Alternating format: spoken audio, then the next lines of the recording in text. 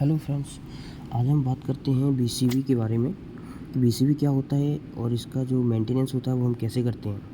तो बीसीवी के मेंटेनेंस के लिए कुछ चेक शीट्स हैं, कुछ पॉइंट्स हैं, उसके बारे में हम देखते हैं।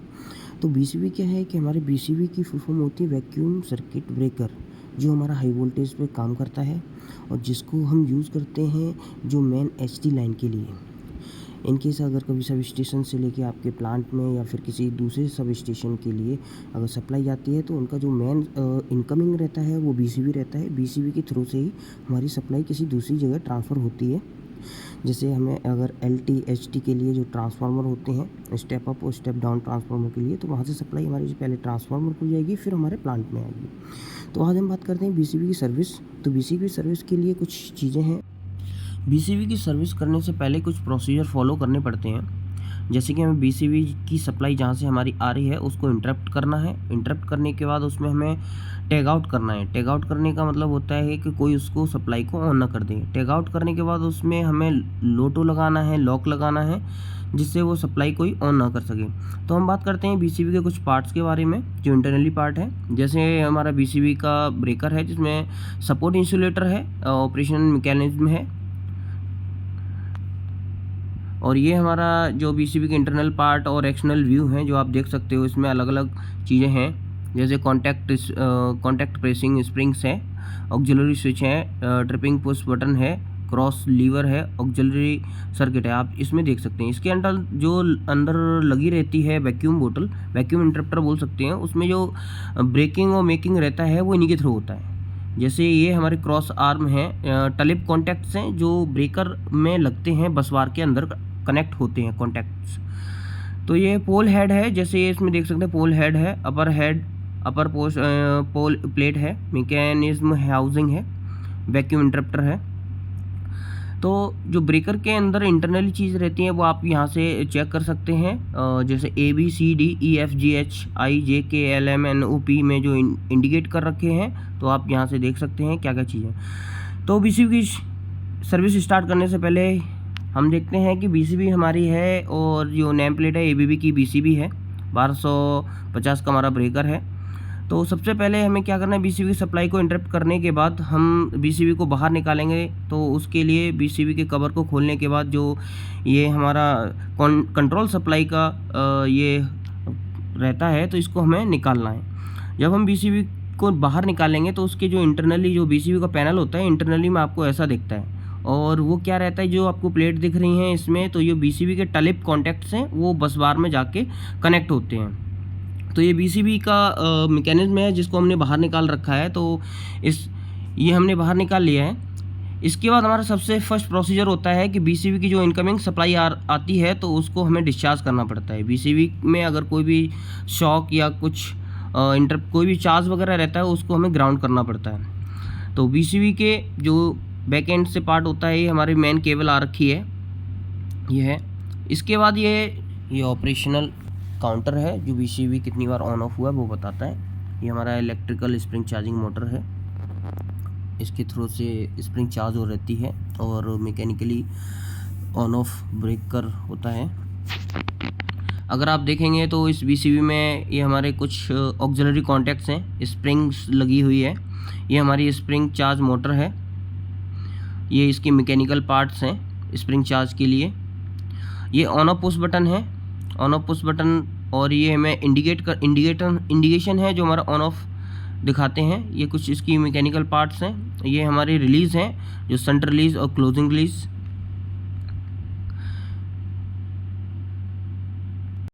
सेंटर रिलीज़ और क्लोजिंग रिलीज़ 24 वोल्टेज डीसी की हैं।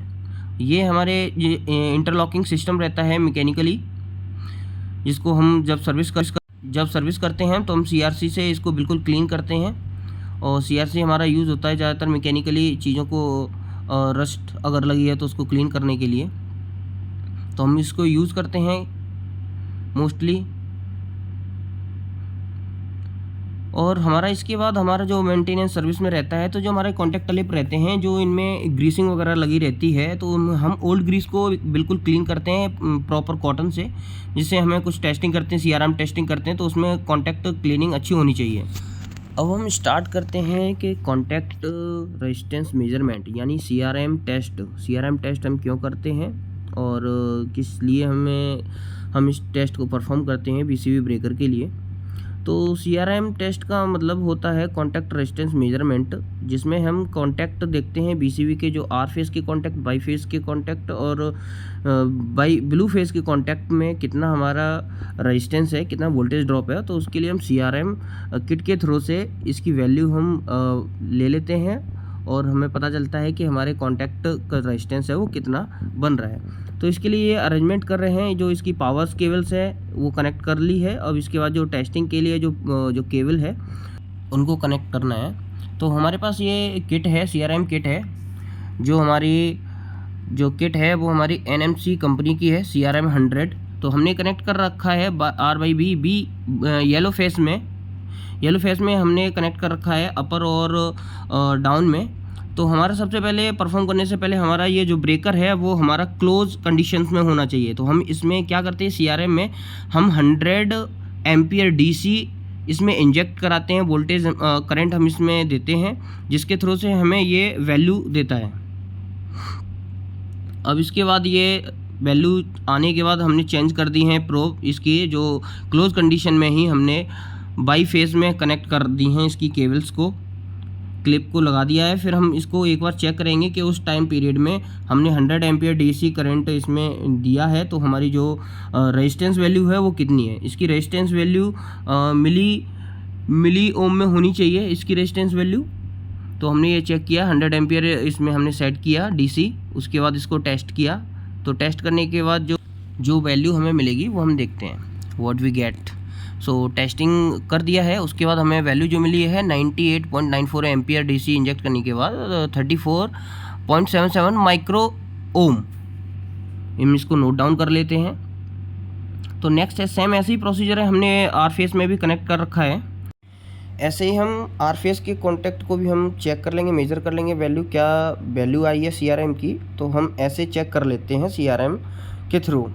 तो अब हमारा क्या है कि CRM की जो वैल्यू रहती है वो 100 माइक्रो ओम तक ही रहती है, जो एक्चुअल ओके है। अगर हमारा 300 से ऊपर की वैल्यू है जो, तो इट इंडिकेट्स अब normal conditions, contact resistance okay नहीं है।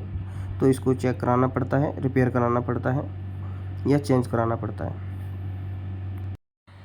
अब हम बात करते हैं IR टेस्ट के बारे में। IR टेस्ट कैसे किया जाता है सर्विस के टाइम पे। तो ये हमारी जो किट है, मेगर है, हम तो इस किट से हम IR वैल्यू चेक करेंगे। तो फर्स्ट ऑफ ऑल हम इसको चेक करने के लिए इसमें एक अर्थिंग में लगाएंगे, दूसरा हम R पोर्ट में लगाएंगे, R फेस के कॉन्टैक्ट में। तो ये हमारा जो टेस्ट परफॉर्म होता है वो ओपन कंडीशन में होता है। ब्रेकर को हमेशा ओपन रखना है, क्लोज नहीं करना है। CRM वैल्यू में हम क्लोज करते थे और इसमें हम ओपन रखेंगे। तो हमने कनेक्ट कर दिया है एक फेज़ में और अर्थ के साथ में। तो हमने इसमें अप्लाइड वोल्टेज किया 5000 वोल्टेज और DC, और इसके बाद हमने इसको प्रेस किया टेस्टिंग के लिए। तो जो हमारा ये वैल्यू दिखा रहा है OL और गीगाहर्ट्ज़ में, यानी इसका मतलब होता है कि इसकी वैल्यू काफ़ी हाई है। अब हम चेंज करेंगे सेकंड कॉन्टैक्ट पे। हमने इसको अर्थ के साथ में ही हम सेकंड कॉन्टैक्ट पे हमने चेक किया है। फिर हमने इसको प्रेस किया, टेस्ट किया। तो ये भी हमारी वैल्यू जो है वो काफ़ी हाई दिखा रही है, ये गीगा ओम में दिखा रहा है। तो सेम एज इट इज़ हम इसको चेक करते चल जाते हैं 5000 वोल्ट से कि कितनी वैल्यू आ रही है। तो हम चेक करते हैं एक R फेस का एक कॉन्टैक्ट और अर्थ के साथ में, सारे फेस के साथ कॉन्टैक्ट में। और उसके बाद R2 बाई 2B और B2R के बीच में भी हम सेम एज इट इज़ इसको IR टेस्टिंग करते हैं। उसमें हमें पता चलता है कि उसमें कितना रेजिस्टेंस है, कितना IR वैल्यू जो है वो आ रहा है। तो हमारे पास एक रिपोर्ट है, आप उस रिपोर्ट के अकॉर्डिंग आप देख सकते हो कि जो इंसुलेशन रेजिस्टेंस टेस्ट है जो 5000 वोल्ट पे किया है, तो R फेज़ और अर्थ के बीच में 315 गीगा ओम है, बाई और E के बीच में 280 गीगा ओम है, और B एंड E के बीच में 318 गीगा ओम है, बाई R और बाई के बीच में 285 गीगा ओम। ऐसे ही हमारी ये जो वैल्यू है BCB ओपन कंडीशन में है हमारी, और ये स्टैंडर्ड वैल्यू रहती है 1 गीगा ओम से ज़्यादा। ओके।